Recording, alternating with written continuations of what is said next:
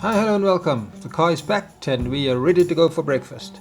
We got in here at 9:30 last night and the cook had a hot fire going with warm hospitality. He gave us lamb shank with mash and gravy and veggies, and then we came here to this house for a good sleep. We are doing this trip under parental guidance. I have my mum and dad with us. You can move, this is video. Well, it is 4 degrees Celsius, maybe that's why they're standing like meerkats.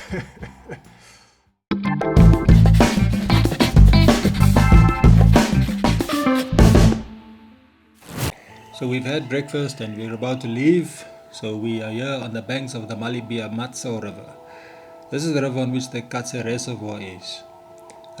Katse Dam is about 50 kilometers from this site. Now, Katse Dam is part of the Lesotho Highlands water project, which is an agreement between South Africa and Lesotho, whereby Lesotho would provide South Africa with water. Out of this program, Lesotho will get hydroelectricity. So, Katse Dam was completed in 1996. Mohali Dam is to the west of this, and that was also completed. That's over this mountain range here, some distance away. It was also completed already and is in operation. And then at the moment, across that mountain range there to the right, Polihali Dam is in construction at the moment. They're a little bit behind schedule, but they reckon that should be done by around 2028. So that's basically the story with regard to the dam and the Lesotho Highlands water project. It's supposed to be 5 dams, but who knows how many they will end up with. So at the moment it's 7 degrees Celsius here. It's a bit fresh for us who are used to warm weather, but it's really a nice day. Blue skies and sunny as usual for this place and time of year. Anyway, we are leaving now to drive to Semonkong. We have just left town and we are now passing through, I suppose, what we could call the suburbs, sort of the outskirts of town. And well, that one is in a hurry. Anyway, we're going from here over the top of the mountain there ahead, so we'll probably see some snow on the side of the road. Now this road to Semonkong is tarred the entire way. It's 277 kilometers, so it should be easier going than yesterday. Some of the gravel roads yesterday were so bad that even the potholes had potholes. One of my passengers said that the windscreen is extremely dirty, and I can see that, and I'm sorry. Maybe we'll stop at the filling station and then I might remember to clean it. So we have hit the snow. We've reached an altitude of 2,800 meters and climbing. And invariably it snows here in winter, sometimes for days on end, sometimes days where it doesn't snow, but generally it does. Now Lesotho's lowest point is 1,400 meters, and that is higher than the highest point of some entire countries. Let's just pull over here quickly and have a look around. We're at a height of 2,909 meters of sea level. Quite a bit of snow here.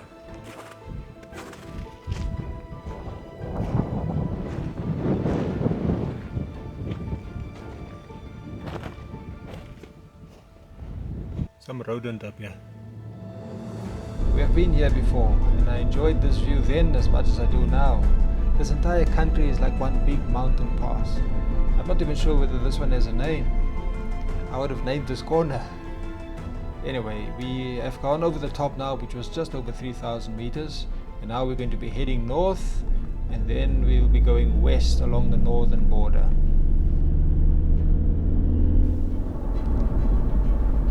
It's some time down the track now, and I forgot to clean the windscreen when we refueled. But let me tell you a little bit about Lesotho's formation. Now, there was a period of flux in southern Africa between the different ethnic groups, somewhere between 1810 and the 1830s. And this period was known as the Mfekane or Tifekane or Lifekane, depending on language.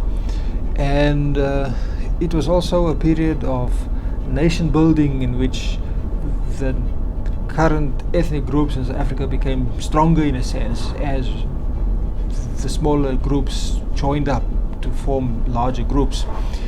And Basutoland, or Lesotho as it was known then, was formed by King Moshoeshoe I. Now, this was in response to the conditions that they found themselves in with the turmoil around them.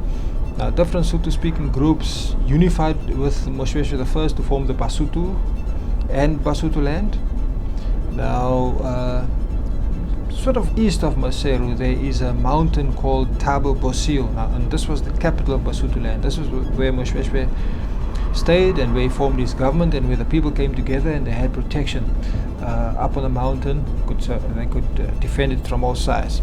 So while the Mfukane was playing itself out in the east, the Voortrekkers were encroaching on Basutoland in the west. And these constant threats and also being dispossessed of the benefit of the land led the Basuto to appeal to Queen Victoria for protection, and this was granted in 1868.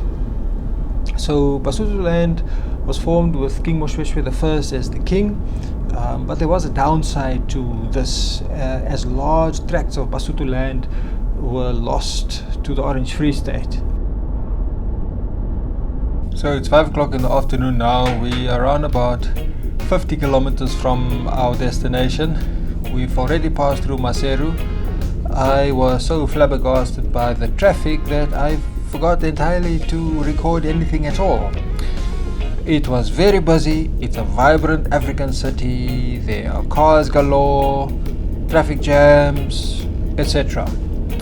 Anyway, we've gone past Roma, we've gone past Ramabanta, we've just gone past a village now, so like I say, about 50 kilometers or so from Semonkong Lodge, and the sun will be down before we get there, because the estimated time of arrival is an hour from now, and the sun sets in about half an hour, although it's already very low on the horizon. So we have a little roadblock here. Cattle need to find their way home too.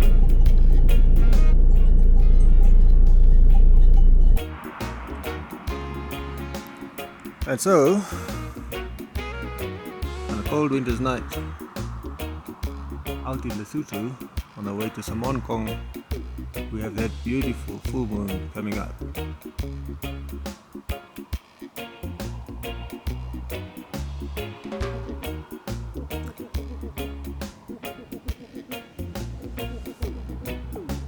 It's really cold. Snow and short sleeves don't go well together. It's getting dark fast now, and so it will be very dark by the time we get there. It's only 8 kilometers away, but the check-in and the bag carrying exercise to the rooms it takes time on its own. So we'll call it a night. Tomorrow we are going to go and look at a river that falls 192 meters over the edge of a cliff. So join us then. So for now, keep well, keep safe. Ta-da!